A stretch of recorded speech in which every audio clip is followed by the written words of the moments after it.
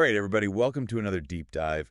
Today, we're going to go dap into a topic that you guys requested. Oh, yeah. This one was requested a lot. It's all about the Backstreet Boys. Yes. I got to admit, going into all this research, Yeah.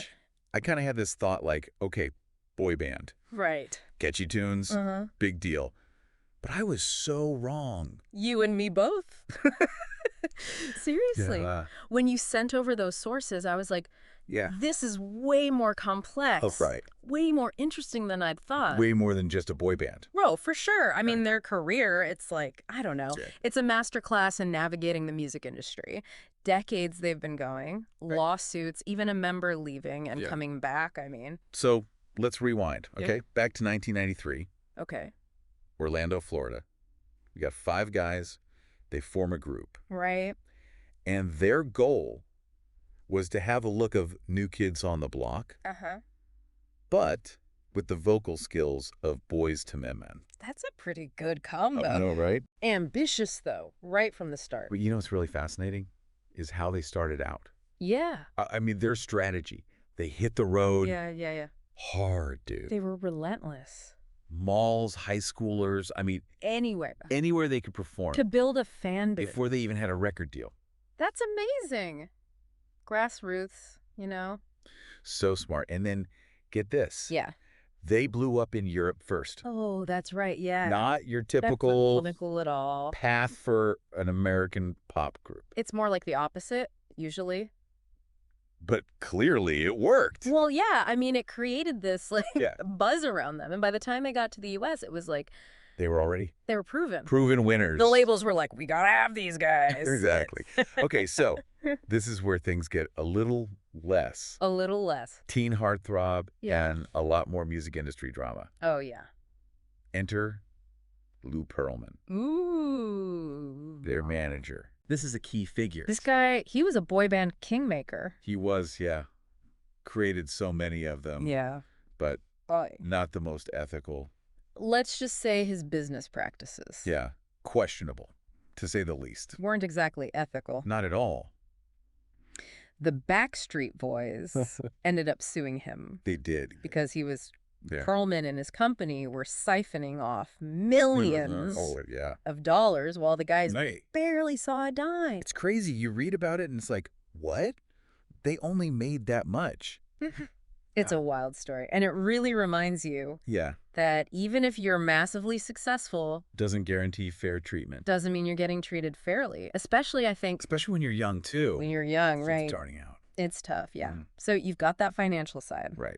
But on top of all that, they had some personal hurdles to overcome. Yeah. Some serious stuff Things that could have. that could have ended it for any band. Absolutely. I mean, you think about A.J. McClain, Yes. his battle with addiction. And it was very public. Yeah. And then he appears on Oprah in 2003. Right. Incredibly brave. Super brave. And the way the other guys Yeah. surprise him on the show Oh, yeah. to show their support. After how long? Like 2 years or something? It was almost 2 years of not being seen together Yeah. publicly. That says a lot, right? It speaks Bringing- volumes about their bond. About their bond, exactly. It does. And we can't forget, too, Yes. this was a few years earlier, 98, I think. Yeah. Brian Luttrell had to have heart surgery, Right. but he postponed it to keep touring. Postponed heart surgery. I know, right? It's a little crazy. Dedication, I guess. I think a little bit of both, right? Dedication, A little bit crazy. but also maybe a little bit crazy. Yeah. And the pressure they were under. Yeah, speaking of pressure. Oh, yeah. 2006, Mm-hmm. Kevin Richardson leaves the group. He does. And what I think is so interesting about that is that they didn't even Yeah. consider replacing him Right. Didn't even think about it. or changing the name. No. They were like, this is us. This is the Backstreet Boys. They knew what they had Yeah. was special, Yeah. even as a quartet. You know what? Yeah. He does come back. He comes back. Wait. 2012. 2012, that's right. That bond is unbreakable. It's amazing, isn't it? It's pretty amazing. But we got to talk about the music, too. Oh, the music, of course, yes. I mean, beyond all the drama, Mm-hmm. the breakups, the lawsuits, how did they go from boy band Yeah. to something so much more? That's the question, right? How did they break free of that label? Breaking free. I mean, their sound did evolve. Totally. I mean, early on, you've got like the pop and R&B blend, but then it became more mature, like adult contemporary even, and they weren't afraid to experiment. Like, who saw that country hit? Oh, yeah. With Florida Georgia Line coming. You never would have guessed that. It just shows you can't underestimate these guys. No. And look at their achievements. I know, it's insane. Hollywood Walk of Fame. 9 Grammy noms. Wow. Over 130 million records sold. Jeez. And topping the charts for 3 decades. Across 3 decades, you said. That's crazy. That's legacy building. Yeah. So, the question becomes... Are they just a boy band? I'm thinking not so much. After all of this? No, I don't think so either. They face so many challenges, professional and personal. They've adapted to the changing music world. They've rolled with it. And consistently delivered. It's not just teen idol fluff. No. It's about resilience. It's about artistry. Exactly. And it makes you wonder, knowing all of this, does it change how you, the listener, see the Backstreet Boys? Are they more than just a catchy tune now? Right. More than just a product of their time? That's what I love about these deep dives. It's like we peel back the layers and find the real story. And the real story is so much more interesting. Way more interesting, So in this case, it's this story of incredible perseverance. Yes. And a bond that nothing could break. Not even the craziest music industry could break. That's saying something. Going through all the stuff about the Backstreet Boys, one thing that really hit me was like their commitment to giving back. It's easy to just see like the fame and the fortune. Right. But these guys, they've consistently used their platform for good. I was surprised by that too. Yeah. It wasn't just like a name on a cause for like good PR. Right. They've been actively involved with like Children's Miracle Network. City of Hope. Lupus LA. For years. And it's not just writing checks either. They're participating in events, fundraising. Right. Really going the extra mile. Like, remember in 2022? Yeah. When they donated to that young band? Oh, yeah. First day of school? First day of school, yeah. And then they even encouraged them. To support their own favorite charities. That's so cool. Leading by example. Encouraging others to give back. Yeah, it's not something you always see from celebrities. Especially those who've been around as long as they have. Yeah, they could just, rest on their laurels. Exactly. Like stone. But they're not. And it just adds another, like, a whole dimension to their story. A whole other side to them. It shows depth of character. It's beyond the music. Beyond the music. And it's not just the group as a whole either. Yeah. Right. Individual members have their own causes. Oh, yeah, that's right. Like Nick Carter. Yeah. He hosted that holiday dinner for Home for the Holiday. Yes. For foster kids. Yeah. Those little personal touches. I know. It's not just like about being famous and donating money. Right. It's about actually caring. Right. Connecting with people. And that's really what it's all about, right? I think so. I think that gets to the heart of their legacy, like we've talked about the challenges they face. Their evolution. Their evolution, right. Yeah. But where do they actually stand? Yeah, that's the question. In like the grand scheme of pop music history. Well, I mean, you can't deny the facts, right? Over 130 million. 130 million, wow. Records sold. One of the best-selling music groups ever. Crazy. Plus, they're the first since Led Zeppelin to have their first 10 albums. 10 albums. Hit the Billboard Top 10. Jeez. Not many groups can say that. That's insane. It's consistency. Staying relevant over decades. Yeah. Adapting to the changing tastes. Yeah. The changing tastes. Few artists can pull that off. And their cultural impact. Huge. I mean, come on. They were the boy band of the 90s. Oh, for sure. Influencing a whole generation of pop music. The sound. Style. The style. Dance moves. The dance moves. All of it just became iconic. Totally. You couldn't escape them back then. No, you couldn't. It was everywhere. Like on TRL, magazines. Yeah. Posters everywhere, and the fandom. Oh my God! It created like a real community Yeah. Like millions of people sharing this experience. Yeah, it was like a phenomenon. Yeah, it really was. And that has carried on, too. It has. I mean, look at them today. They still have a fiercely devoted fan base. I mean, those fans, they grew up with them. Yeah. Stuck with them through thick and thin, yeah. Thick and thin. All the ups and downs. That's a testament, I think, to the power of their music. Totally. And the genuine connection that they've built over the years. It's not just about the numbers or the awards. Oh, no. It's about the memories, the emotion. The impact they've had on people's lives. On people's lives. It's crazy. That's what it's all about, right? I think so. In entertainment. You want to leave a mark, make a difference. And I think they've done that. They've achieved greatness, really. So, as we're wrapping up this deep dive, it's clear that they're more than just a footnote. Oh, yeah. In pop music history. Definitely. They're a phenomenon. They're a force to be reckoned with. For sure. Defied expectations. Yes. Faced down adversity. Yes. Reinvented themselves. Over and over.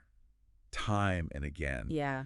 Their stories about talent, resilience, that enduring connection with their fans. Yeah, absolutely. And it's a story that's still going. Still going. It's still unfolding. It is, yeah. They're still making music. They're touring. It's wild, isn't it? It is. Exploring all the highs and lows, the drama, the triumphs. Yeah. Who knew? Yeah. There was so much depth to uncover. I know. It's pretty amazing. And so we hope this deep dive has given you a new appreciation for them. Yeah. Their music, their journey. Absolutely. And who knows? Yeah. Maybe you'll even dust off those old CDs. Oh, yeah. And rediscover some gems. Now, before we sign off completely, I got to ask you something. Yeah, for sure. Remember how we talked about how they push boundaries? Well, they didn't just stick to music. Oh, that's right. Yeah. They ventured into film and television, too. They did. With, shall we say, mixed results. Yeah, mixed results is a good way to put it. Their acting careers. It's an interesting chapter. An interesting chapter. To say the least. But I got to give them props for trying new things. For sure. Like that cameo they had in This Is the End. Oh, my gosh, yes. That was pure... hilarious. Comedy gold. Seeing them as this, like, fictionalized, over-the-top version of themselves. Singing Backstreet's Back. I know. During the apocalypse. It was so funny. It was so good. And it showed they didn't take themselves too seriously. They were in on the joke. And who could forget Dead Seven? Dead Seven? Oh, my goodness. Nick Carter fighting zombies. I know. Alongside members of NSYNC. 98 Degrees. 98 Degrees. O-Town. O-Town. Talk about a cult classic. Cult classic for sure. Dead Seven is definitely an experience. An experience is a good way to put it. Maybe not Oscar-worthy. Maybe not. But hey. It shows that they're down to have fun. They don't take themselves too seriously. Yeah. Embrace the absurdity. Exactly. And then they did TV appearances too. Oh, yeah. Saturday Night Live. SNL. Sesame Street. Sesame Street. Even a guest spot on Arthur. Arthur. I remember that. They've really run the gamut.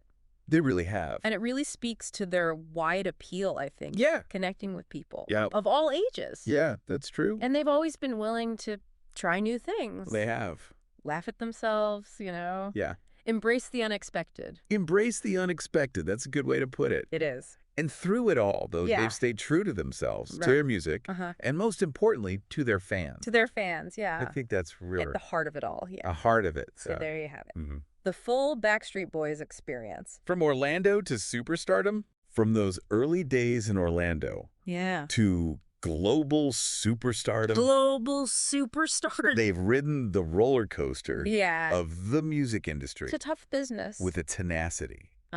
That's truly impressive. They've done it all. Face the personal struggles. Yeah. The legal battles. The ever-changing whims of pop culture. And here they are. Still going. Still going strong. Amazing. And they've proven, haven't they? They have. That they're so much more than just a boy band. Yeah. They're a cultural phenomenon. A testament to the power of talent, of dedication, and that bond between the artist and the fans. The artists and their fans. That's really something special, isn't it? It's pretty amazing. Okay, but before we totally wrap up this Backstreet Boys deep dive, there's one more thing I just got to bring up. Okay. That kind of blew my mind when I was going through all the sources. Yeah. It's their solo careers. Oh, yeah. I mean, yeah, they're a group. Right. But they've all kind of stepped out on their own, too. Yeah, they have. In some pretty interesting ways. It's really cool, actually, how they've balanced like that group identity, but also explored as individual their own artistic paths, Exactly. And each of them's taken a slightly different path, too. Totally, which is really interesting. Which speaks to, their different talents and ambitions, yeah. Yeah, their own kind of, I don't know, like individual, like, personalities coming through, Absolutely. Like, take Nick Carter, for example. Nick Carter, yeah. He's had a pretty successful solo music career. Yeah, I didn't realize, how successful it was, Yeah. 3 studio albums. Yeah. A bunch of singles. Right. Even a little foray into country music. That's right. Yeah, he kind of went everywhere. He dipped his toes in a lot of different things. And he did. And let's not forget. Oh, yeah. The reality TV show he did with his wife, Lauren. Yeah. I Heart Nick Carter. I Heart Nick Carter. I know. That was like a whole other glimpse. It was a whole different side. Like his personal life. His personal life, right. We kind of saw, it made him more... Yeah, more human. Relatable, I think. Yeah, less of the pop star and more like the real guy. Yeah, exactly. And then speaking of relatable... Oh, yeah. What about AJ? And his time on Dancing with the Stars. Dancing with the Stars? Oh my gosh, he was a fan favorite. He was great. He was so good. His performances were so full of energy, emotion, and he really pushed himself outside of really trying new things. His comfort zone. It was awesome to see. And to see him embrace the challenge. Totally. Showcase his dance skills. Because, I mean, come on. He's got him, right? He can dance. We knew it from the Backstreet Boys days. But yeah, it was cool to see him branch out. And, it's not all just music and entertainment. Yeah. Remember Kevin Richardson? Kevin, oh, yeah. He went to Broadway? He went to Broadway. Starred in Chicago. That's right. As Billy Flynn. Wow. Talk about it triple threat. Triple threat. Yeah. Singing, dancing, acting. Yeah, the whole shebang. The whole thing. And it just shows, again, that commitment to artistic growth. Yeah. To pushing beyond, what people expect. What people expect, yeah. A boy bander, Totally, yeah. And Howie. What's Howie been up to? He's a successful entrepreneur. Oh, that's right. Runs his own real estate development company. I didn't realize that. Side hustle. I don't talk about a side hustle. Right. It shows a savvy business mind, For sure. And a desire to build something that's lasting beyond just, music. The music world.